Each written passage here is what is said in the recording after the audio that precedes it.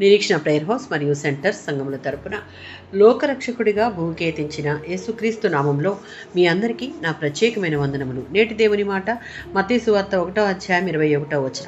తన ప్రజలను వారి పాపముల నుండి ఆయనే రక్షించును. 1:18-20 ఉన్న ఈ మాటలు యోసేపుకు దేవదూత చెప్పినవి. మరియ గర్భవతి కావడం చూసి యోసేపు ఆమెను రహస్యంగా విడిచిపెట్టాలని అనుకున్నాడు. అప్పుడు దేవదూత కలలో ప్రత్యక్షమై ఆమె గర్భము పరిశుద్ధాత్మ వలన కలిగినదని తెలియజేశాడు. దేవదూత యేసు జనన ఉద్దేశాన్ని ఇక్కడ స్పష్టంగా చెప్తూ ఉన్నాడు.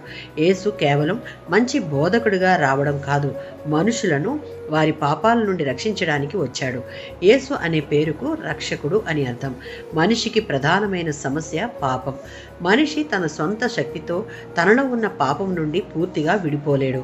పాపమునకు ప్రధాన పరిష్కారం క్రీస్తు మాత్రమే. అందుకే యేసుక్రీస్తు రక్షకుడిగా ఈ లోకమునకు వచ్చాడు. లూకాసు వార్త 19:10.